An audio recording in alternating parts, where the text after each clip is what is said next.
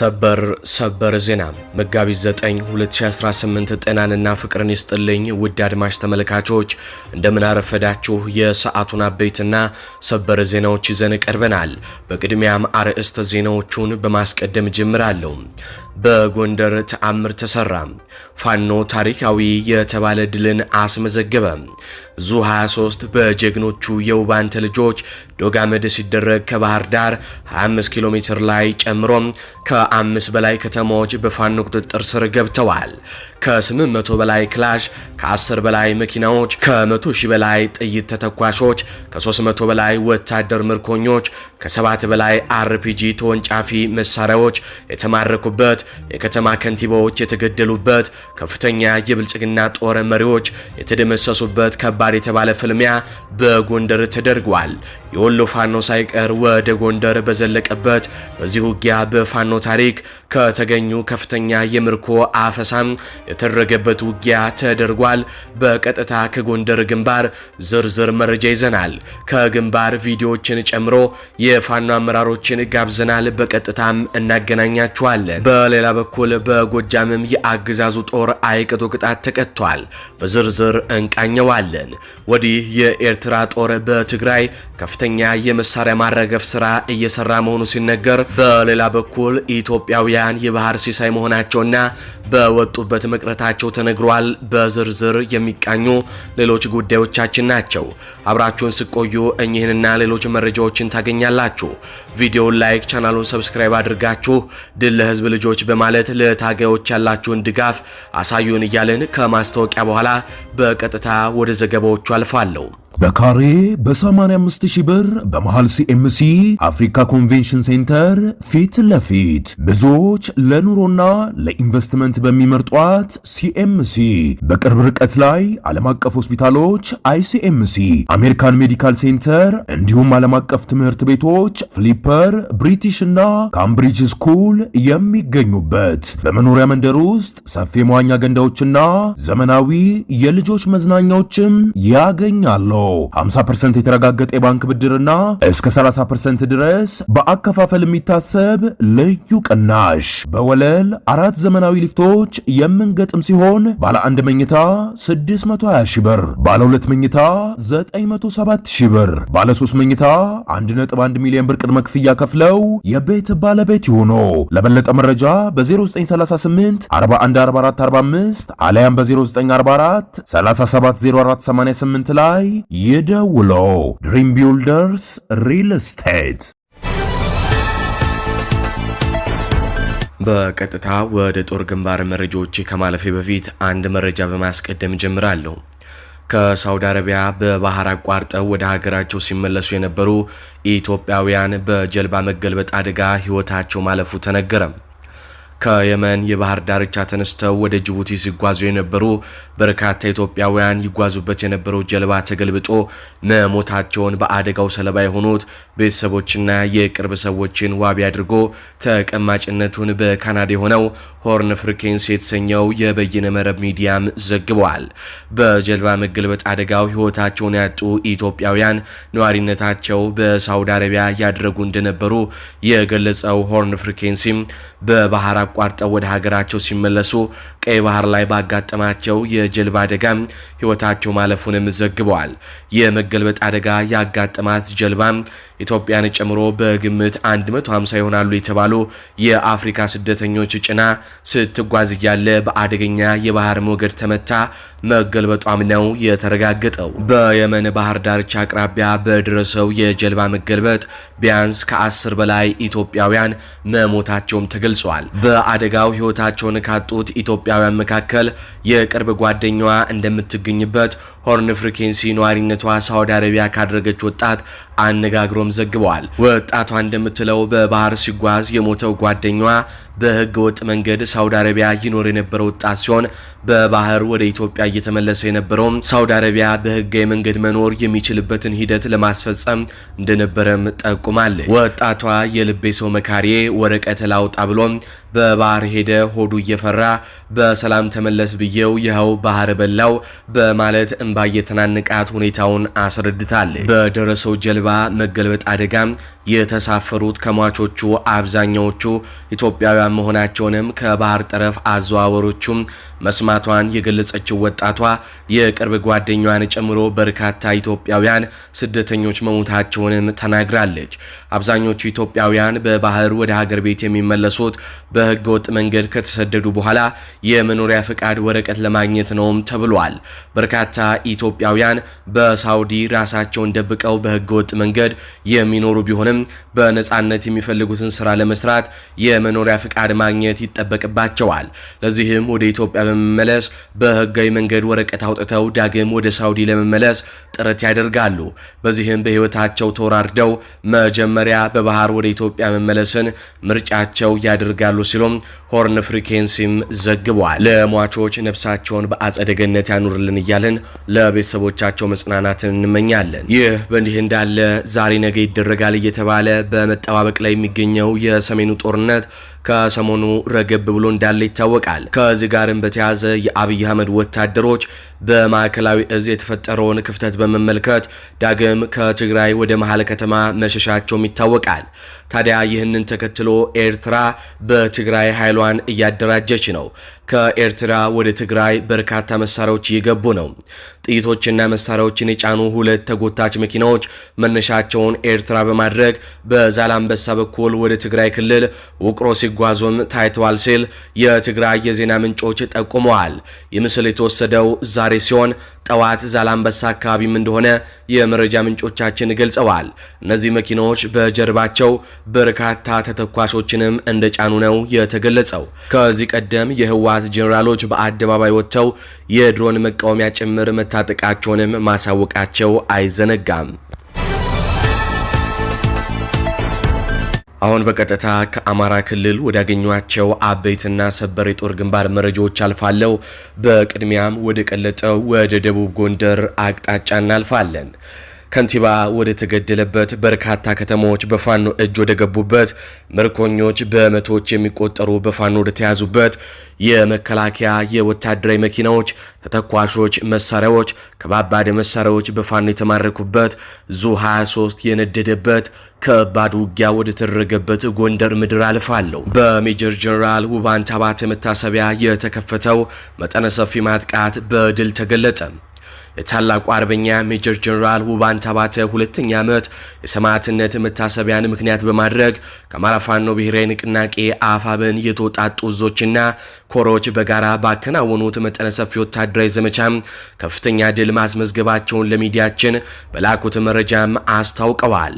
በዚህም መሰረት የአፋብን ሰሜን አማራ ቀጠና በላይ ዘለቀ እዝ ሜጀር ጀነራል ውባንተ አባተ አንደኛ ኮር የጎንደር ጠቅላይ ግዛት እዝ ጀነራል ከፍ ያለው ደሴም 206ኛ ኮርና የምስራቅ አማራ ላስታ ሳምነው ኮር በጋራ በመቀናጀት ከራስ ጋይንት እስከ ደራ፣ ከክምር ድንጋይ እስከ ጋሰይ እንዲሁም ከረመጡ ደራ እስከ ነበልባሉ ፎገራ የሚሸፍኑ ሰፊ አውደ ውጊያዎችን ሲያካሂዱ ውለዋል። በጋይንት ንፋስ መውጫና በጉና በጌምድር ክምር ድንጋይ ከተሞች በተደረገው ከፍተኛ ትንቅንቅ የጀነራል ከፍ ያለው ደሴ 206ኛ ኮር ስር የሚገኙት አንበሳው ጋይንት ገብርዬና ተራራው ራስ ጉና ክፍለ ጦሮች ከምስራቅ አማራ ምኒልክ እዝ ላስታ ሳምነው ኮር ተወርዋሪ ኮማንዶ ጋር በመቀናጀት የውጊያውን መሪም ተዋናይ በመሆን የብልጽግናን ኃይል ሲያባርሩት ውለዋል። በተመሳሳይ የሜጀር ጀነራል ውባንተ አባተ አንደኛ ኮር ስር የሚገኙት የጉና የጣና ገላውዲዮስና የነበልባሉ ፎገራና የውባንተ አባተ ተወርዋሪ ክፍለ ጦሮች በጋራ በመሆን ከባህር ዳር 30 ኪሎ ሜትር ርቀት ላይ በምትገኘው ደራ ሐሙሲት ከተማ የመሸገውን የአገዛዙን ሰራዊት ደምስሰውታል።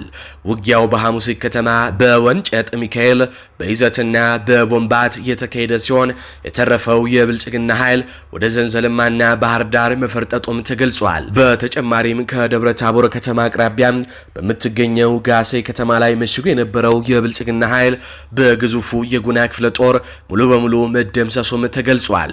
በሜጀር ጀነራል ውባንተ አባተ አንደኛ ኮር በኩል ብቻ የተገኘውን ምርኮ ስንመለከት 9 ብሬን፣ 3 ድሽቃ፣ 120 ሺህ ልዩ ተተኳሽ፣ 453 13 ክላሽንኮቭ ጠመንጃዎች፣ 7 አርፒጂ ከነሙሉ ተተኳሹ፣ 10 የፓትሮል መኪናዎች፣ 28 ወታደራዊና ሎጂስቲክ የጫኑ ተሽከርካሪዎች እንዲሁም 51 የሬዲዮ መገናኛዎችን ያካተተ ምርኮም ተይዟል።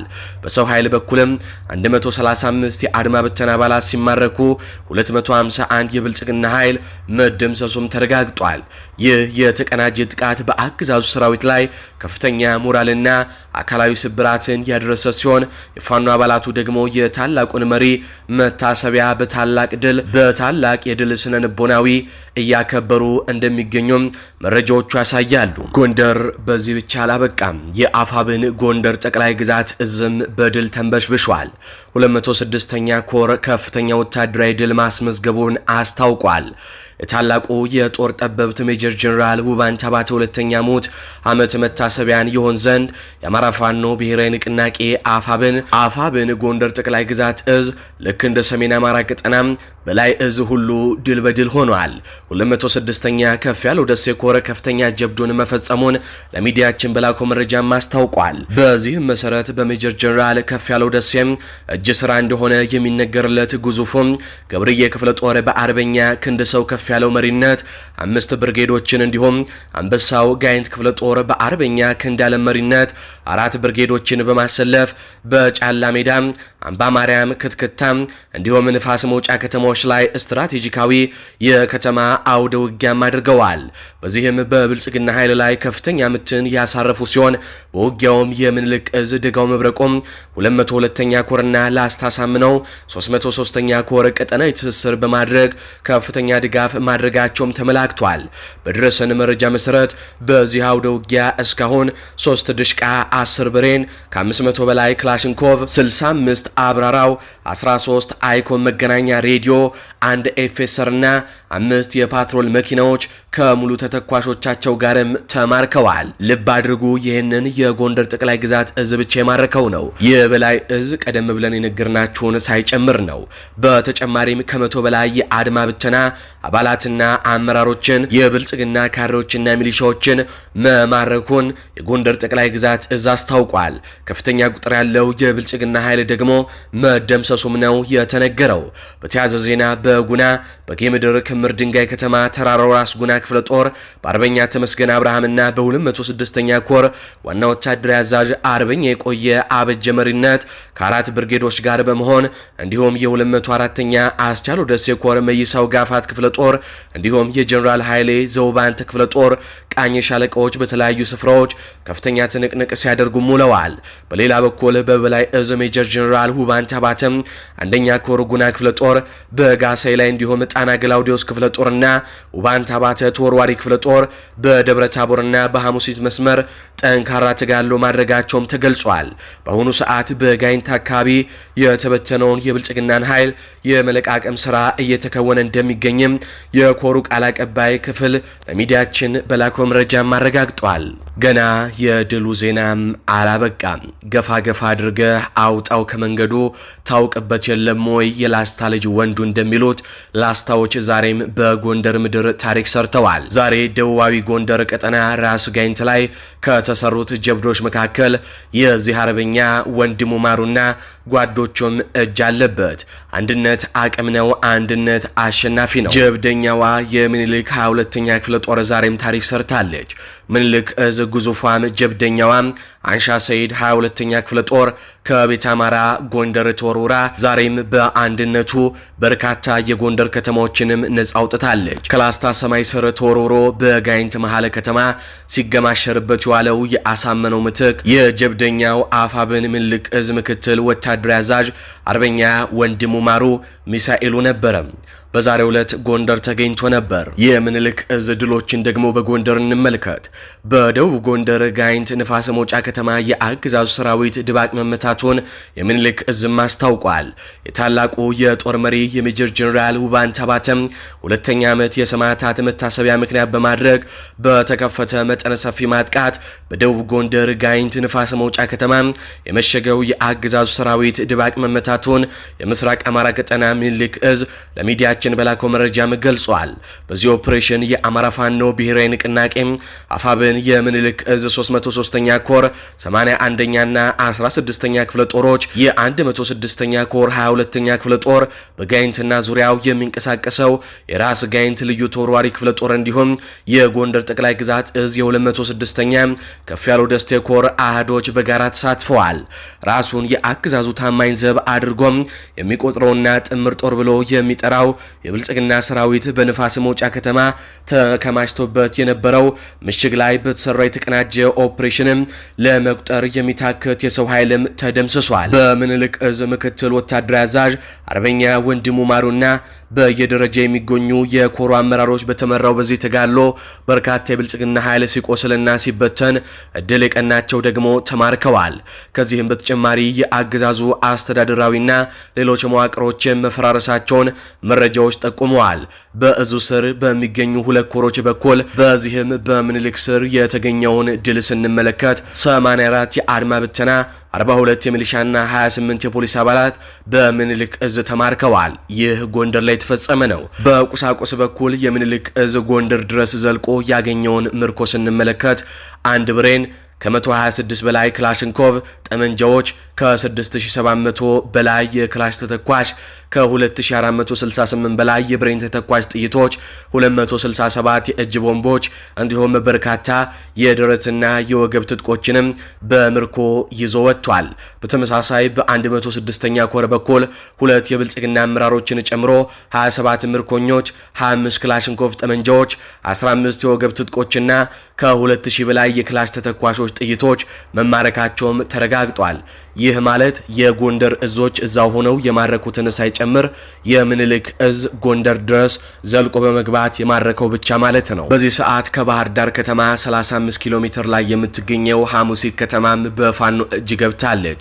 የከተማዋ ከንቲባ፣ የደራ ወረዳ የፓርቲ ጽሕፈት ቤት ኃላፊና ሌሎችም በፋኖ ተገድለዋል። በርካታ የጸጥታ አባላትና የብልጽግና ሰዎችም ተገድለዋል። በፋኖ በኩል ይህ ሁሉ ድል ሲገኝ 14 የፋኖ አባላቶች በጀግንነት መስዋዕትነት መክፈላቸው ሲገለጽ ጥቂት የፋኖ አባላት ደግሞ መቁሰላቸውም ተረጋግጧል። እንግዲህ ከዚህ ድል ጋር በተያያዘ በርካታ ቪዲዮዎች ለሚዲያችን ደርሰዋል፣ ከጦር ግንባር በቀጥታ ማለት ነው።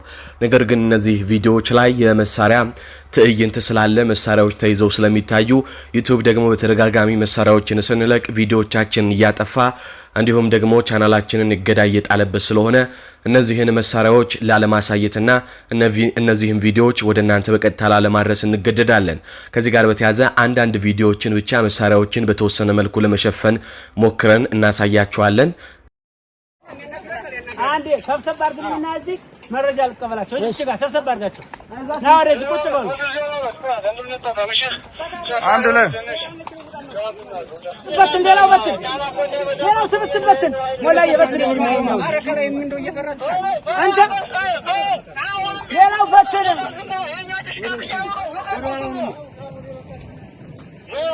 አንተ ተመለስ ወደ ታባቱ ነው። እናመሰግናለን። ይሄ የሚታየው የአድማ ብተና ፓትሮል ነው። ኦፕሬሽኑን የሰራ ነው እንደ ድርጅት ነው። ድርጅቱ በተለይም በጎንደር ደቡባዊ ቀጠና በሶስት ኮሮች በአንደኛው ባንታባተ ኮር በከፍ ያለው ደሴ 206ኛ ኮርና በ204ኛ እስካለው ደሴ ኮር በተሰራው ኦፕሬሽን እንዲሁም ከወሎ ምኒልክ ዕዝ ካሉ ወንድሞቻችን ጋር በመናበብ ደብረታቦር፣ ክምር ድንጋይና ነፋስ መውጫ በጥላት ቁጥጥር የነበሩ ከተሞች ስለነበሩ እነሱን ለመምታት በቀጥታ ወደ ከተማው ነው ገብተን ያደርነው። በዚህም የምታዩት ይሄ ክታ ይባላል። ነፋስ መውጫ ክታ ትምህርት ቤት ይባላል። ይሄ የአምባገነኑ ስርዓት የሎጂስቲክ ማዕከል ነው። እንደምታዩት ይሄ ፓትሮሉ የልዩ ኃይል ፓትሮል ነው። 3 ፓትሮሎች ወደ ታሽጋይንት አርብ ገበያ ሰደናል፣ ሙሉ ጥይት እንደያዙ ማለት። ስለዚህ ኤክሰስ የሆነ ጥይት 2 ዲሽቃ ወደ 8 ብሬን 200 በላይ የነፍስ ወከፍ መሳሪያ ተማርኳል በዛሬው ዕለት። በጣም ደስ ብሎናል። ሌሎቹም ማብራሪያዎች በቀጣይ እንሄድባቸዋለን። አንተ ምንድን ነው? እሺ አድማ ብተና ብቻ ቆይ 1 2 3 4 5 7 8 9 10 ሌላ ወከባ ትፍጠሩ እስቲ እሺ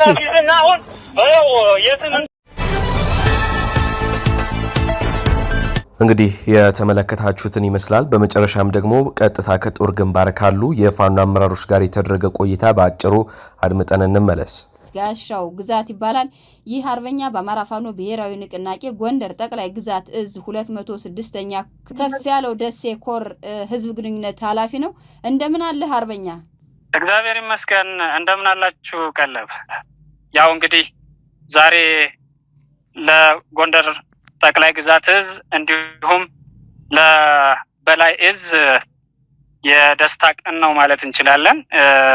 ይሄ ቀን በነገራችን ላይ አንድ ታላቅ መሪያችንን በመዘከር ጭምር የምናስታውሰው ቀን ነው። የሜጀር ጀነራል ውባንታ ማተ 2ኛ የሙት ዓመት መታሰቢያ ቀንም ጭምር አድርገን ነው የምናስበው።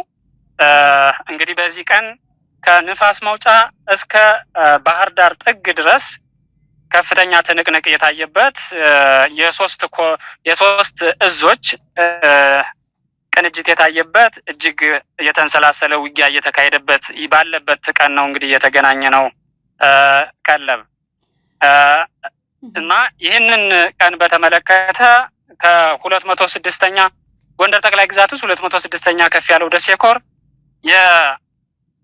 የሜጀር ጀነራል ከፍ ያለው ደሴ የእጅ ስራ የሆነው ገብርዬ ክፍለ ጦር፣ አንበሳው ጋይንት ክፍለ ጦር እና የሚኒሊክ እዝ ደጋው መብረቅ 202ኛ ኮር እና ላስታ አሳምነው ጽጌ ኮር 303ኛ ማለት ነው በጋራ በቅንጅት ንፋስ መውጫ ጋይንት ላይ ጠላት እንዳይሆኑ ሆኗል ማለት ነው።